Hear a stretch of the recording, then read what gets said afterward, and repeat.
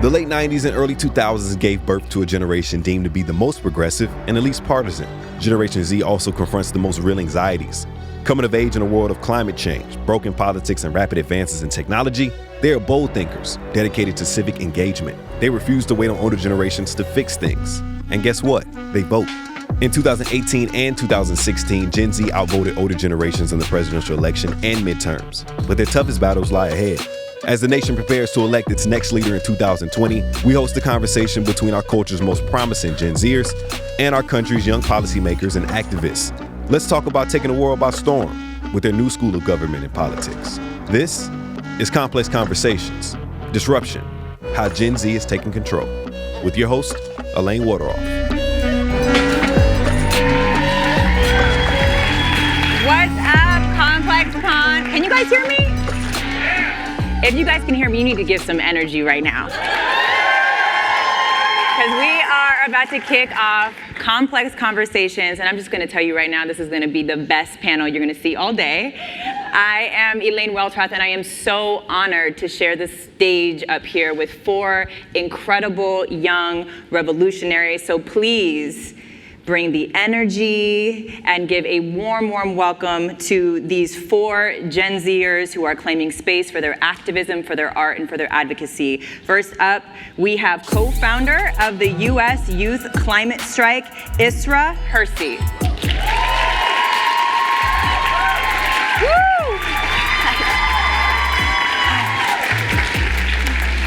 All right, next we have Black Lives Matter organizer and co-founder of the Black Lives Matter Youth Vanguard, Thandiwe Abdullah. Come on out, Thandiwe.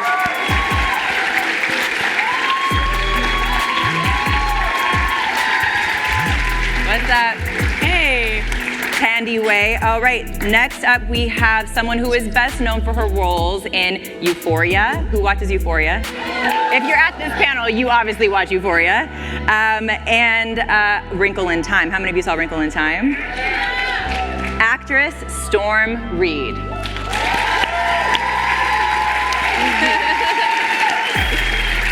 Hi! How are you? Hi, Boo. And last but certainly not least, we have activist, thought leader, Harvard College student, leading actress on her own hit show, Grownish, and you also know her from Blackish. The list goes on and on. Please join me in welcoming to the stage, Yara Shahidi.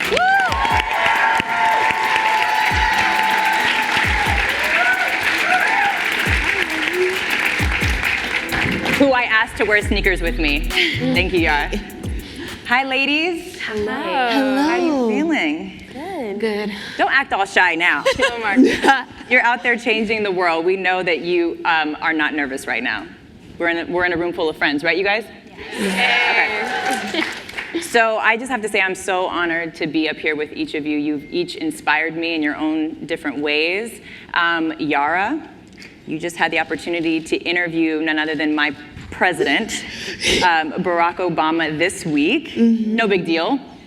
And one of the things that you all talked about, which I thought was a fitting place to kick off this conversation and sort of set the table, was that back in the civil rights movement, some of the most notable civil rights leaders, from Martin Luther King Jr. to Huey P. Newton to John Lewis, they were all just a few years older than you all. Mm-hmm. So this idea that young people suddenly care about activism, this idea that young people can be revolutionaries is just false. Like, young people have been leading movements for a very, very long time. And so you guys exist in a continuum. And that's something that you spoke to President Barack Obama about, in addition to things like your tattoo. Yes. Which, did you want to share with the room this tattoo, which I didn't even know you had? Oh, yeah. Well, I got it in January. But my tattoo says '63 for 1963. And it represents basically what you were talking about, this idea that, I mean, there were many years in which change was created, but in 1963, everything from the bombing of the Birmingham church and the assassination of Medgar Evers happened to the March on Washington and freedom movements. And what it signified for me is not only the sense of community, the sense of James Baldwin writes The Fire Next Time, and because of Medgar Evers' assassination, he comes home from Paris.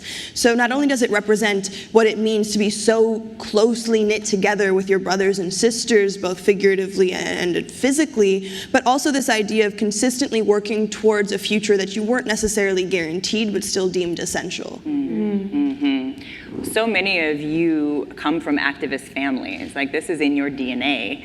And so, by the way, speaking of legacy, if you all have not seen Harriet, the film, it comes out this weekend. We all need to show up and put our money where our mouths are and pay homage. But so I want to kick off by asking you all, in the spirit of talking about carrying the torch forward and legacy, whose legacy inspires the work that you do the most? And just jump in. We're going to keep it casual. I would say, I'll go first. I guess I would say Angela Davis. I feel like, being such a powerful, Black woman in such a scary time, I feel like, if she's able to do what she was doing and not care about what people thought about her, then I should be able to too. I love that. What about you all? My mom is a professor, so she assigns me a lot of books to read. And so I read the, oh my God, I forgot the name. But it's by Elaine Brown. And I can't believe I'm forgetting the name of the book, but it changed my life. And if you don't know who Elaine Brown is, please go look her up, read her book that I'm forgetting. But she's like such a powerful revolutionary who did a lot of work with the Black Panther Party and just kind of talks about the intersection of like feminism and the Black Power movement and kind of just on a larger scale activism as a whole, and like how she kind of navigated her way through that, and I thought it was really eye-opening. So I want to stick with you for a minute because you are someone who definitely comes from a long line of activists in your family. What is it like to carry that sense of responsibility, and talk to the room a little bit about your work in bringing the Black Lives Matter movement into the school system? Yeah, so I don't even know where to really start in like my family, but my grandfather's dad was a Holocaust refugee, and he kind of like started talking about like communism and all that, and then my grandfather was like a big union worker, and then he raised my mom on the picket lines, and then my mom was like, she did kind of everything, just like union work, and then also like Black work and social justice work, and she was one of the co-founders of the Los Angeles chapter of Black Lives Matter. And so I was kind of just like always in the room when Black Lives Matter was kind of happening, and I was just sitting in the back. I was like, 10 years old or something. I'm just like, this is interesting. These are big words, like toppling, institutional racism and all that. And so, like fast forward, kind of just like built me up to like whatever I wanted to do in my life. My family always told me that like, if you want to dance for the people, or if you want to like do art for the people. If you want to do math, do statistics on whatever. Like, how can you help your community? I just want to make a note that you're talking about Black Lives Matter, you're talking about heavy issues, and you're talking about it with a smile.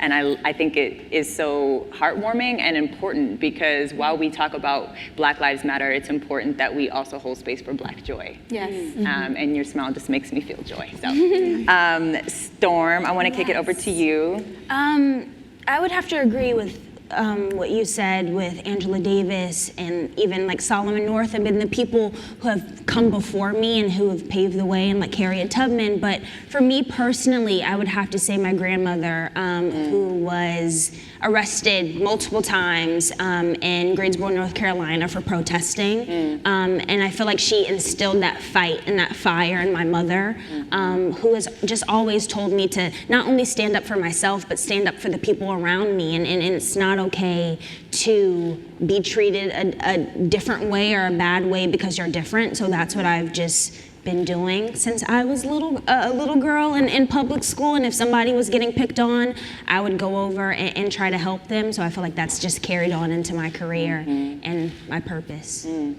Yara, did you want to chime in on this? Yeah, well, anyone who follows me knows that I think my social media pages are just one big fan page for James Baldwin. Yes.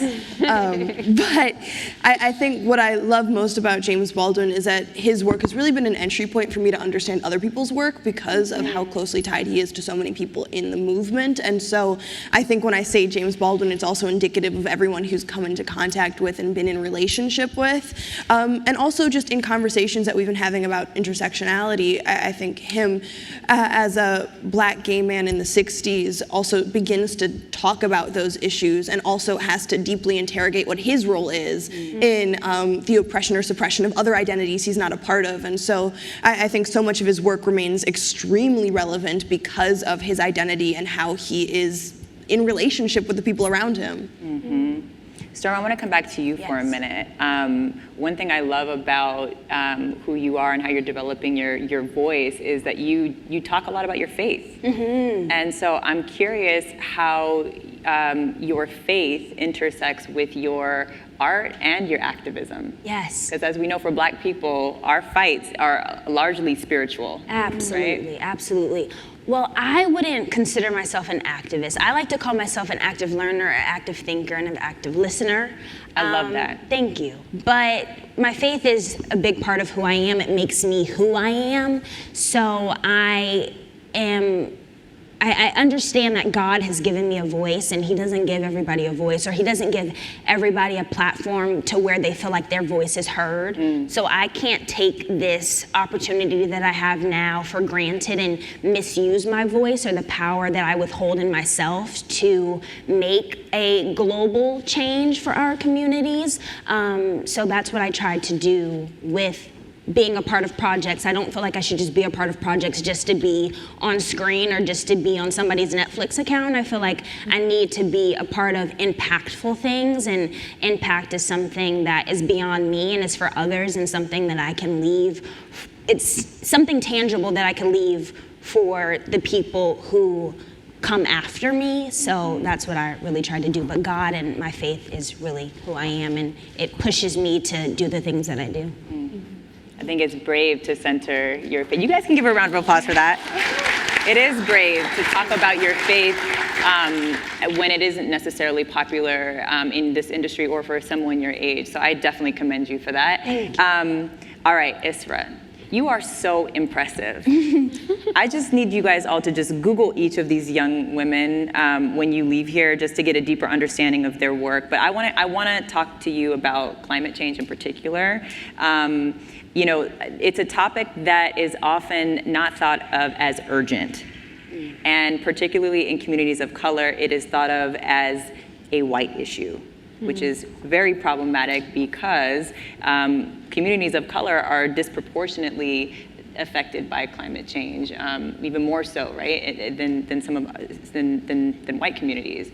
But you say that even a year ago, you didn't know that, because it's not presented that way, it's not framed that way. And now you're one of our foremost activists in this area. So I want you to talk about the work that you're doing to make this issue of climate change more accessible and most importantly, more intersectional.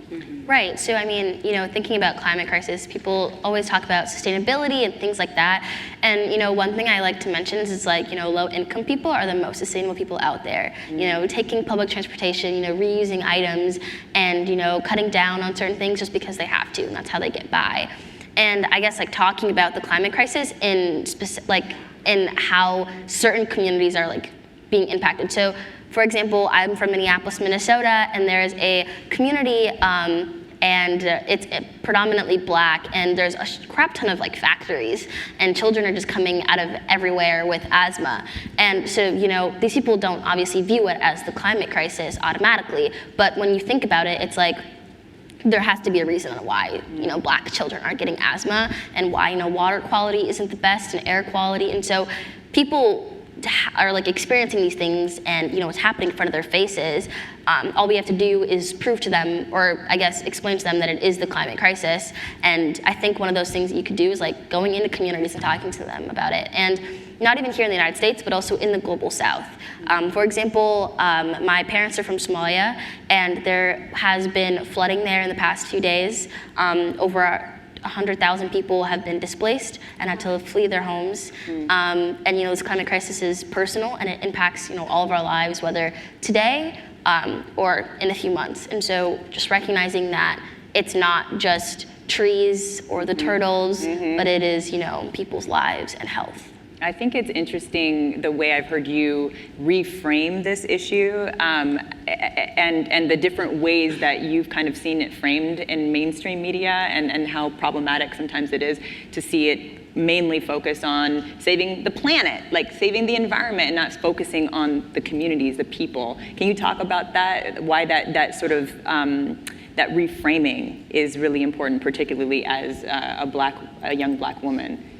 Yeah, you know, when you talk about the climate crisis and you don't make it personal, then it's like, I'm not gonna care about the climate crisis because I'm not being shown how it impacts my life. Right. But also you talk about conservation, and conservation is extremely important, but it's not as urgent. And also, like, if we don't recognize the climate crisis as something that is personal, then these people's lives are being ignored. And that's what's been happening for the past few years. And so changing, you know, the conversation from turtles and trees, which are so important, to, you know, black and brown lives, I think we can, you know, tackle so many other things, because the climate crisis isn't just, you know, caused because of it's systematic, and even, you know, people are like placed in certain communities where it's impacting them the most, and it's not their fault, but we never advocate for them. And so changing that conversation creates space to talk about these systematic problems, and how we got to where we are, and why black and brown lives are being lost due to this. Yeah, I always say, if people can't see themselves as part of the problem, then they will not see themselves as part of the solution. Exactly. And so that's part of why I think your reframing is so important, so poignant.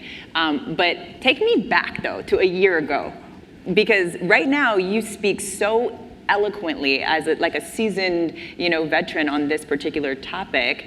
But a year ago, this wasn't a priority in your mind. Talk to me about how your perspective changed on this particular issue, and how did you get involved? Right, so I'm a junior in high school right now. I'm in 11th grade. And when I got into high school in 9th grade... everyone's just assessing what they've done with their lives in comparison to where you are today, and yeah. So when I first got into high school, so about 2 years ago now, I joined my school's Green Club. And I go to a predominantly black and brown school, and my Green Club was entirely white. And at the time, I was learning about this pipeline going through Minnesota. In northern Minnesota, it's going straight through indigenous treaty lands, and, you know, oil spills and things like that. It destroys, you know, sacred wild rice beds and things like that. And so I was learning about this, and I was hearing about Flint, Michigan, and I was in this extremely white, you know, Green Club, and I was like, this is weird. But I stayed in the club, and I was like the only black kid. And then I joined a citywide group, and with that group, we were like advocating for city resolutions on climate, but again, I was the only black kid in the group. And so I was like, okay, this is kind of weird. And then I joined a statewide group about a year ago, and this was a little bit different because we were doing statewide stuff, and nobody was talking about the pipeline, and nobody's talking about black neighborhoods in Minneapolis, and I was just like, this is super random. But I was, again, the only black kid, and so I just was like, okay, like, there's something wrong here. And I knew environmental racism existed, but climate wasn't like my biggest thing, because when I first got into high school, I was in like 8 different organizations, and climate was like 8th. So it wasn't a priority until... Obviously, yeah, we were all in 8 organizations when we were in high school, right? But my sophomore year, I just decided I'm gonna just focus on this. And then we were working on the Green New Deal in Minnesota, which finally became real legislation, and I realized that we have to, talk about equitable transition and green jobs, and also how Black and brown neighborhoods are being affected. Because I was learning about the droughts happening in Somalia and more about the pipeline, and I was like, we need to talk about these things. And so after being in all these white spaces, I decided that this was just something I don't really appreciate. And at the time, I was going to leave the statewide group, but luckily a girl on Instagram DM'd me asking me to organize a climate strike in Minnesota, and I ended up just helping her co-found this national group. And so I'm working the best that I can to make sure that, intersectionality is our first priority, because I don't want any other Black kid to feel like I did for 2 years, and I don't want anybody to feel like they're not welcome, because the climate crisis impacts, people Black and brown people more, and as a person who's not personally impacted, I want to work on impacting, frontline communities, especially Indigenous ones, to make sure that, their voices are being uplifted, because while, I am, a Black person in the movement, I'm not being directly impacted. And so making sure to uplift voices that should not feel left out. And so yeah, it's been an interesting 2 years.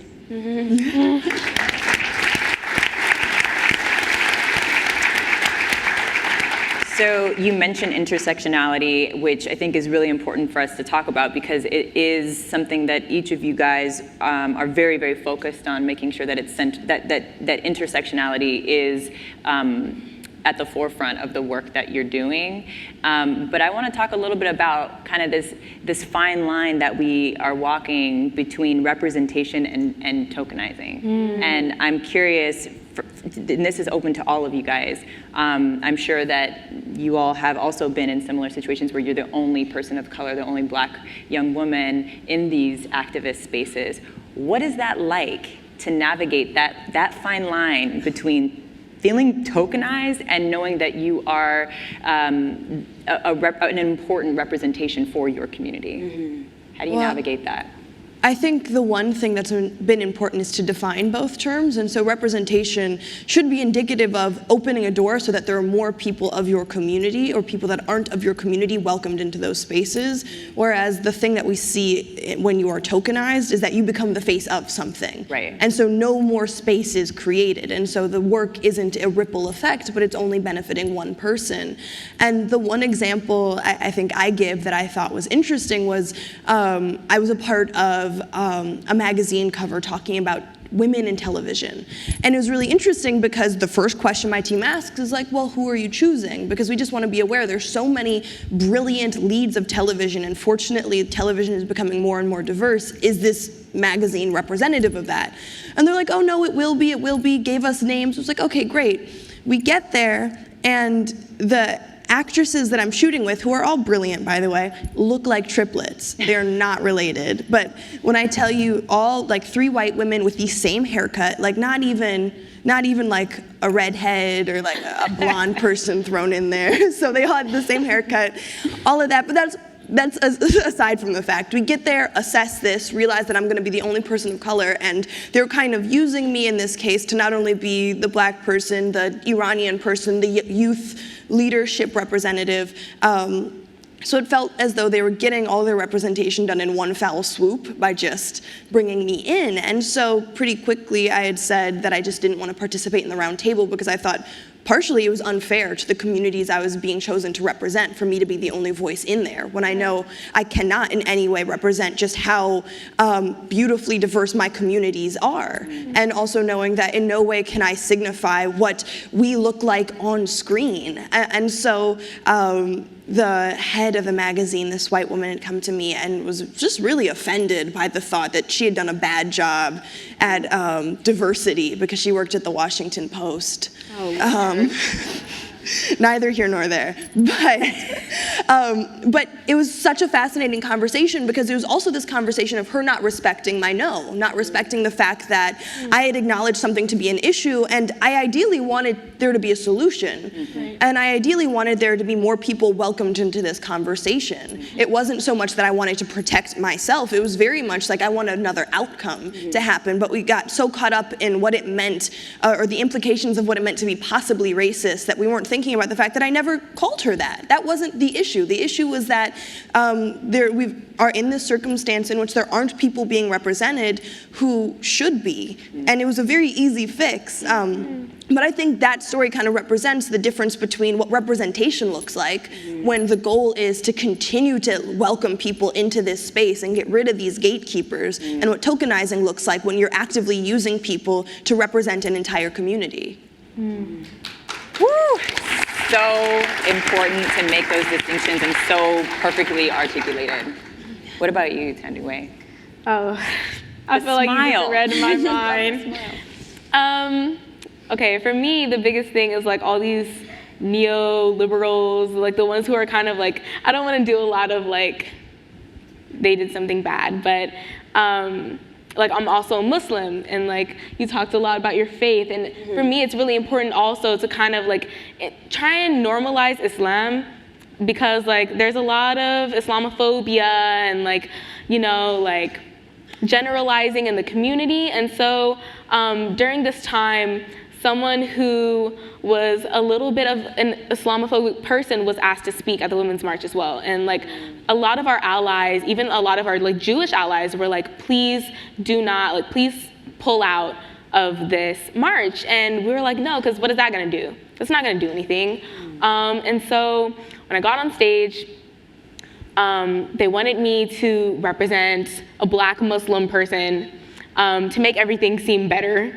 And just like talk about like Black women because they needed a Black voice.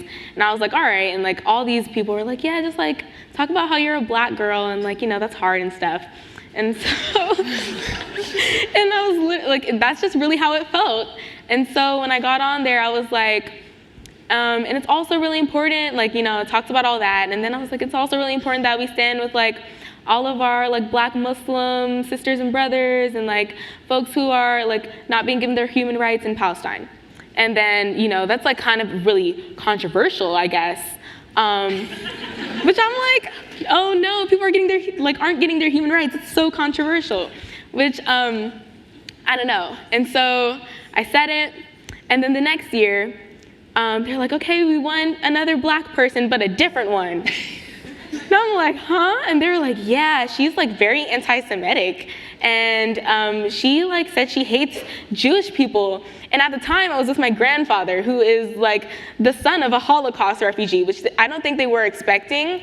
I don't think they were realizing that that was like a possibility, that like a Black Muslim girl was like gonna have a grandfather who are like, you know, people who literally are like Holocaust refugees in their family. And so I was crying and I was like, did I say something that sounded like I hate Jewish people to my grandpa? And he was like, he just buzzed out laughing. He was like, girl, shut up. I know who you are. Like, this is what people will do, right? Like, you want someone who will be the face of something, but who won't truly stand up for, you know, certain people. And that's what we see with like the DA here, Jackie Lacey. She's a Black woman who hasn't prosecuted any police officer. There's been over like 520 something police murders. Most of them were of unarmed men of color. And she like refuses to prosecute any of them. But you know, this is a Black woman. But is she serving the Black community? Or is she serving a system of white supremacy?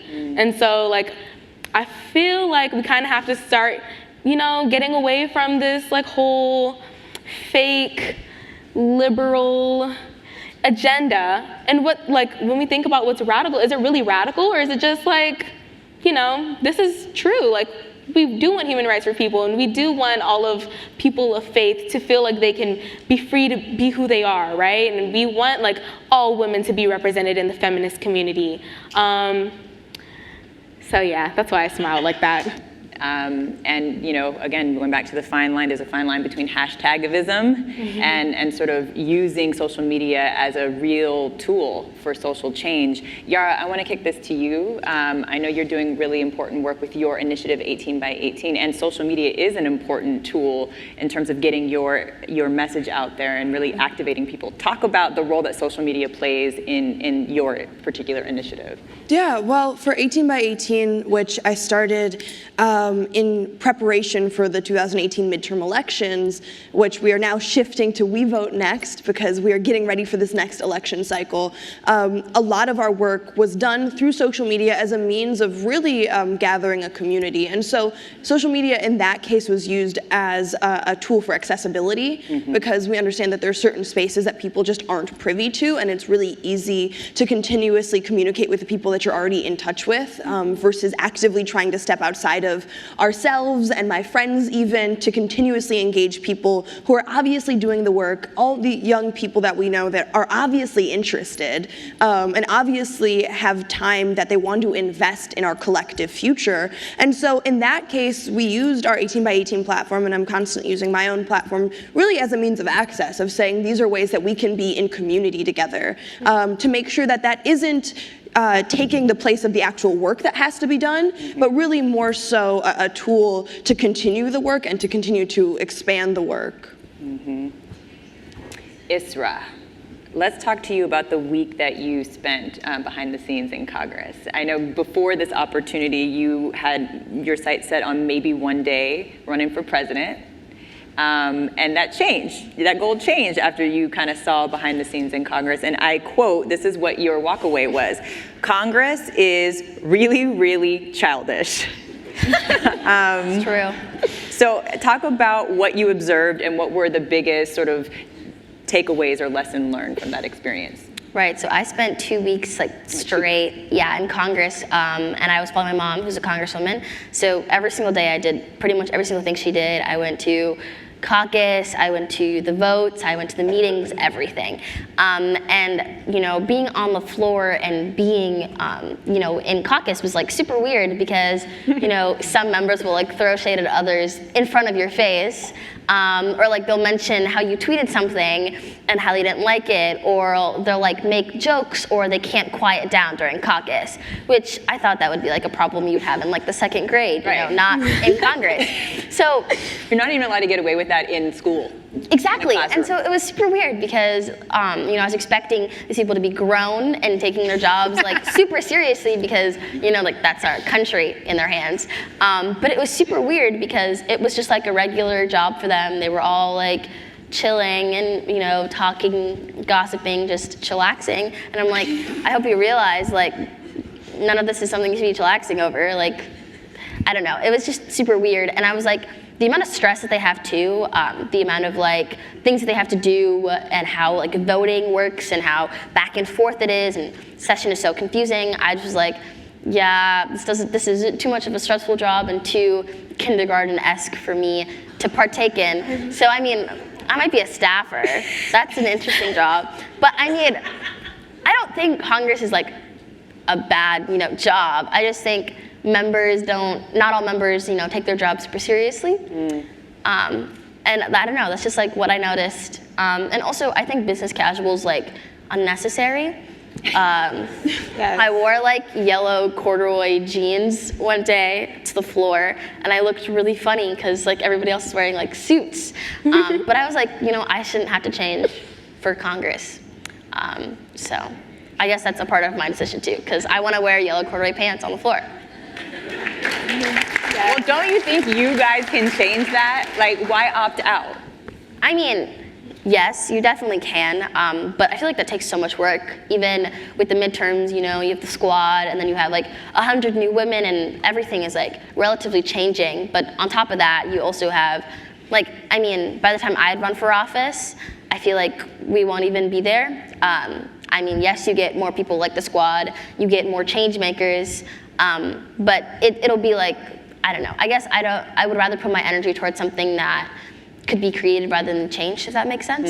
I do remember one thing I thought was super interesting. When I was on the floor, they were having a freshman prom, and a senior member was handing out flyers of his face and AOC's face, inviting people to the prom. And I was this is super weird. I'm in high school and I'm going to be going to my prom. This is why are they having a prom? And so it was super interesting, because I was this, I don't know, another reason on how it's weirdly childish. It's high school times 10. I don't know. convergence is not that bad. Like, I promise, it's not that bad. Like, there are some really great members out there. Like, I do not want to be like, it's weird, I guess, as a person who's like never understood it, so. Does this mean that we will not have an opportunity ever to vote for you, for president or otherwise? What about local office? I mean, I think. Is it in the cards for you, maybe? Yes, okay. I would say so. I definitely have like been, reimagining like what my position looks like in the future and if I even need to be in a position of power. But I mean, as a child, I really wanted to, run for president and be in elected office because I thought that was the only way to make change. But, now I'm learning like that's not the only way. And that, I mean, yes, it'd be representation for so many people, and yes, it's necessary, but also I don't need to have my voice essentially in elected office, and that there are some other voices that are more impacted by certain issues or that aren't being heard right now that should have the ability to. And I think I can use my voice to uplift theirs. Sounds like a good plan to me. What do you guys think? It cannot be easy to be your age and to feel the weight of the world on your shoulders. Some days I'm sure you do. So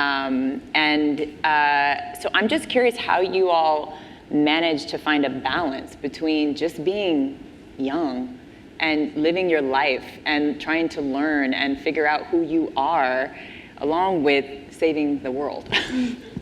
This is for any of you guys. You can jump on it. Yeah, I think that's really important. I like to call it the balance of being a normal. I look at myself as normal. I know some people don't, but like being a normal teenager and doing normal teenage things, and then also being able to be a part of conversations like this and make an impact. But I feel like it can be scary, and looking at the news and seeing what's going on is very disheartening. So I feel like you have to unplug sometimes, and you have to take a step away and not try to neglect what's going on, because you're not going to be helping if you do that, but just taking a break and taking a moment for yourself, and whether that's a self-care regimen you're doing or going out to eat with friends and talking about things you want to do to change these situations, but also not letting it overwhelm you, because like you said, I still feel like I'm on the cusp of adolescence and feeling like I'm trying to find my voice, but I'm also trying to find who I am as a person and how I want to represent myself to the world, which is important too. But with that being said, I think it is important to look at the evils of our society in the face, and try to continue to dismantle these systems of oppression. And I don't feel like operating from a space of fear is freedom. So. Woo. That's a tweet. Somebody needs to tweet that so I can retweet it. I think, to your question, I've tried to actively reframe what it means to be doing this work as more so like a grateful indebtedness that we're born into and with. Everyone has talked so beautifully just about their families and the role their families have played in really demonstrating what this work looks like. And so the one thing that I try and contextualize and remind myself of constantly is just how much work went into every one of our existences. Just literally the details of transportation and globalism and the people that have had to persevere on your behalf, not even realizing that you would ever exist. People that decided to take certain journeys, go on certain missions, not understanding what the future would look like, but still understanding that they had to work towards a future of some sort. And I think with that framework, it's really been more so trying to look at this work as a privilege of being able to continue what has allowed me to exist in the freedoms of being a young Black Iranian girl in Los Angeles from Minneapolis, Minnesota too. But that has all really helped me. And then to Storm's point, finding that support network has been really crucial. And I've been able to and had the privilege of looking at glimpses of each of your support networks just throughout the years. And that has been such a prevalent through line, is having people that you can turn to and also have that sense of reciprocity of they're not just here to support you, but consistently be there for other people. And that act of being in community in small ways, I think really reinstills the importance of being out and a part of your global community. But that's important to be able to have that, to be able to have people to consistently process with, to be able to even acknowledge that you've had a crazy day. I think many people here, if you are of any identity that's been marginalized, we've constantly been made to feel uneasy or unsteadied. And so it's hard to continue to do this big work when people have made sure that you don't feel secure in your position, people that make sure that you feel replaceable in any regard. And so part of having a support network is being able to reaffirm your position in the world as something that is essential and important. So well said. Yeah, I guess I really suck at that balance, if that makes sense. Like, I don't know, I guess I view my life as politics or as like fighting for social change. I went to my first protest in the first grade, so like, it's kind of just like, I don't know, I'm really, I guess like, social justice is me and I'm social justice. So it's kind of been really hard trying to find the balance of like being, you know, a teenager and also, you know, fighting for change, because I guess I grew up without that balance, because I feel like I can never not fight for something in all the spaces that I'm in, whether that be a comment made in class that's not appropriate or even within my friends. And so I guess I'm always constantly talking about it. But I also feel like I can have that balance while like not at the same time. So like me being in this realm of social justice and always talking about it, I can still do that while having fun. Like organizing is, you know, entertainment, or like I have friends who are organizers, and so organizing with them, going to events, going to rallies and protests, like that is also, in a sense, self-care, but also there is that like looming, you know, danger and, you know, systematic oppression that's always scary, but I feel like I can never escape it because of my identities and because of who I present myself to the world.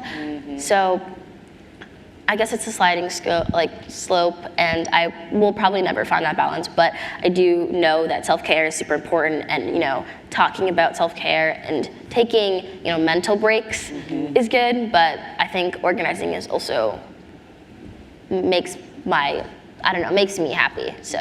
I feel like I really have the opportunity to vote for you one day. I'm just maybe, just an inkling. Sorry, Thandiwe. Oh no, like, it's just everything you said, I'm like, Well, it's in both of your DNA.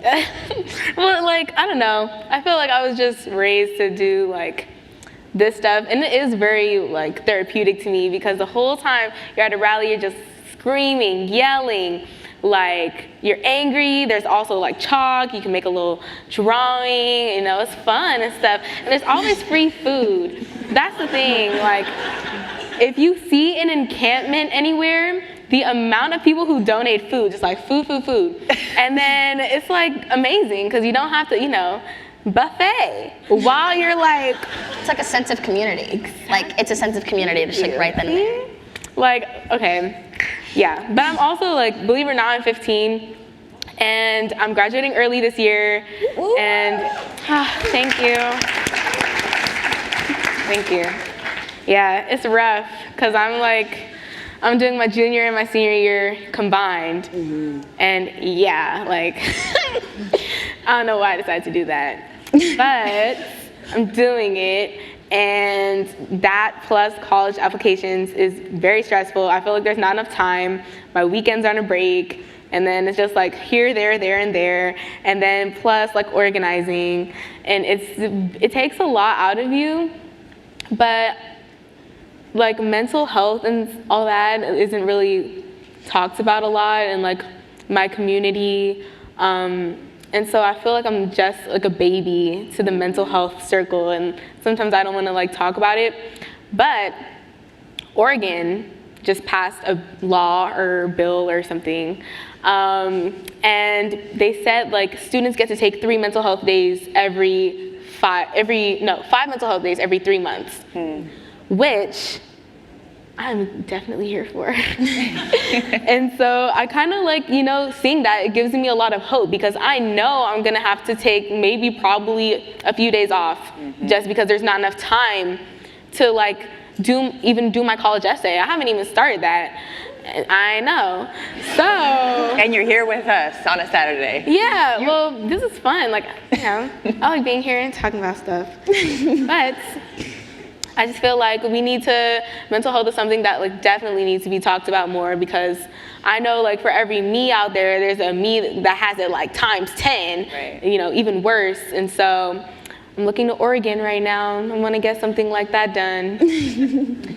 Well, you touched on something that I want to go a little bit deeper on, which is just, other people might have it worse than you, but you guys have a lot of pressure and a lot of eyeballs on you, and because your work is so public-facing on social media, how have you all dealt with online hate in the midst of trying to do this work to empower folks? There's inevitably going to be the naysayers. How do you take care of yourself when you have an onslaught some days of people who are just filling your inbox and your Twitter feed and your Instagram feed with hate?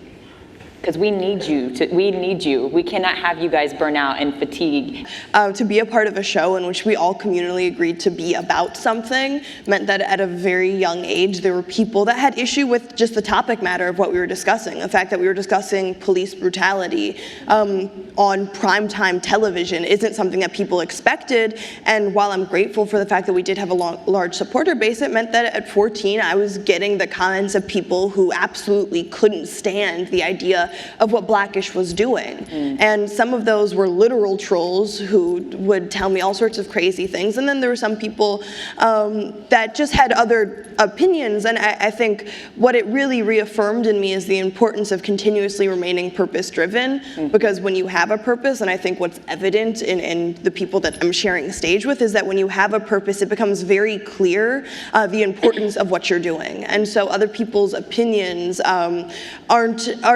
as serious. But if anything, you get to identify the people that are trying to have a constructive conversation with you, because there are plenty of those that have to happen. I know that I'm not ever going to be perfect. I know there are so many things that I have to learn, but it's also about respecting who's trying to have a constructive conversation with me in which the goal is growth, and who's trying to nitpick at what we're doing for no other reason. And so in identifying that, it's been really helpful, because it meant that I've been able to grow from conversations. I've been able to identify moments where it's like, well, I haven't been aware of that. What things are my blind spots? As well as be aware of the people that aren't in it for the greater good of our communities, the greater good of myself, of themselves. And also it means that I think when you receive hate, you understand the importance of your own words, and it means that you're very careful about how you choose to communicate with other people.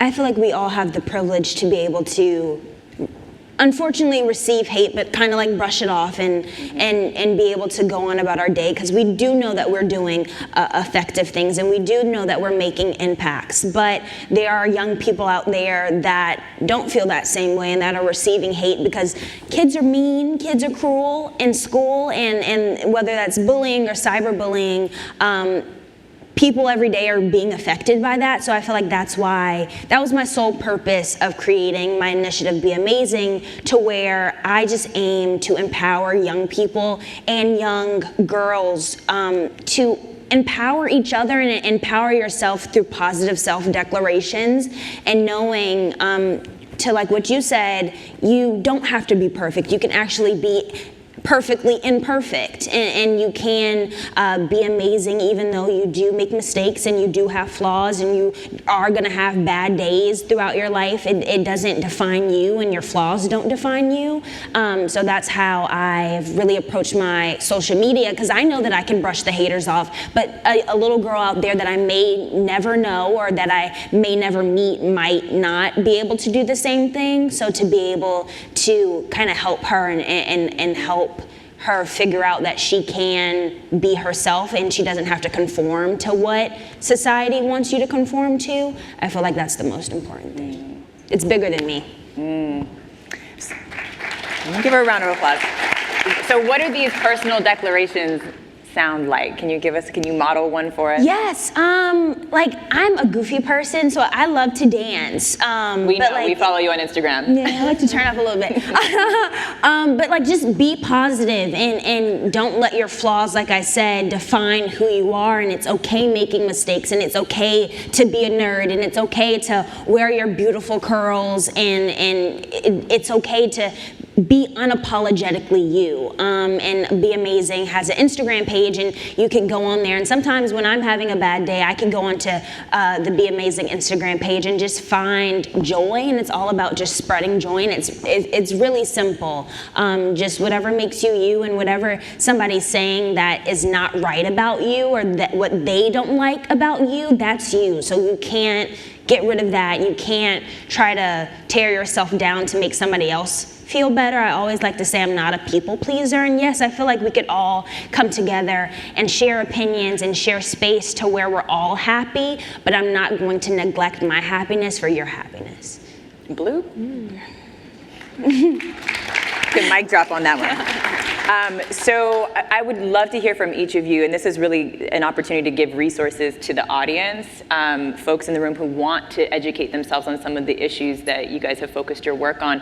What to read, watch, listen to, podcast, just throw out what are some resources, or even anything that's entertaining that can really kind of open some folks in the room their eyes to what the work is that you're focused on. So podcasts, books, movies, TV shows, what should we be watching to get inspired right now, this weekend? I'm a podcast junkie. I absolutely love podcasts as a form of just educating myself, but NPR One is just an app that is so easy to download, and you can put it on your local stations and hear what's happening in your communities. It's a really quick way to just know what's happening, and it takes less than 15 minutes. And the other thing is they also recommend content that is extremely representative of the world around us, because they're continuously funding projects that really target underrepresented voices. And so I've learned so much just by hitting play. I love that one. Usually give a book too. Usually give a Baldwin book.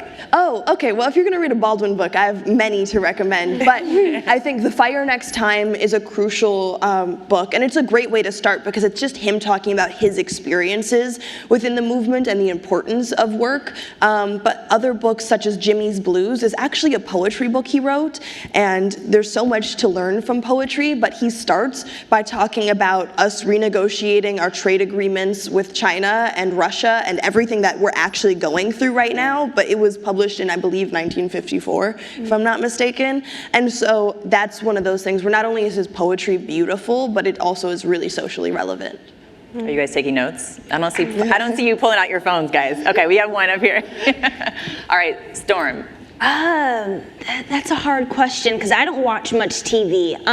But Euphoria is pretty educational. Okay, so I'm glad that you said that because I don't want to like plug myself. I feel like that's weird, but I feel like Euphoria, if you are about watching something that is impactful but is also entertainment, I feel like Euphoria, especially for teenagers and for parents, I think it's really important to just really understand what teenagers are going through and the things and the situations that we have to experience every day. And even though Euphoria has situations that are heightened, I feel like it is a beautiful intersection of what civic engagement is. And I feel like civic engagement is facilitating the integrity of a community, politically or not politically. And I feel like even though we're not trying to bash anybody or trying to specifically point out the corruption in our world or in the corruption within politics, I feel like it's just a great way to bridge the disconnect between older people and younger people. Mm-hmm.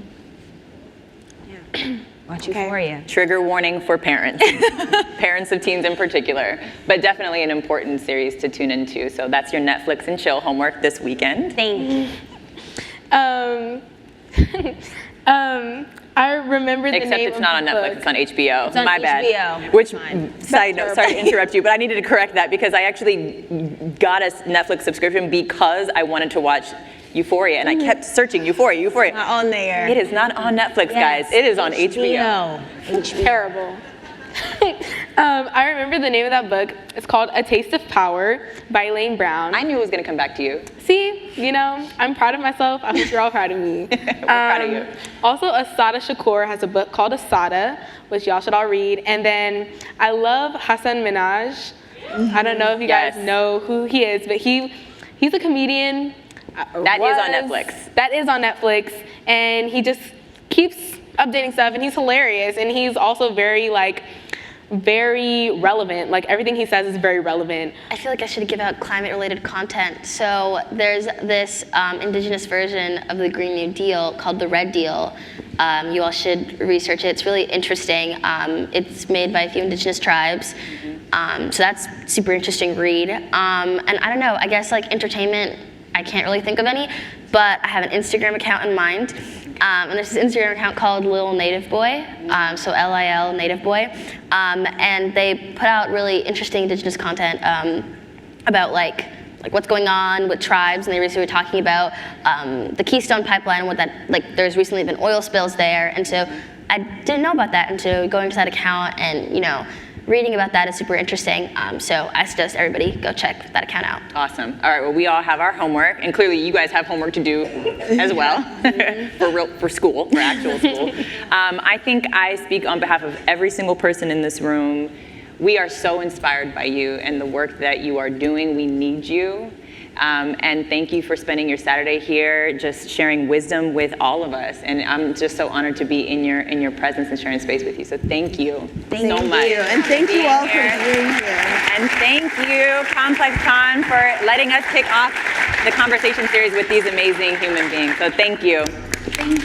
Thank you all.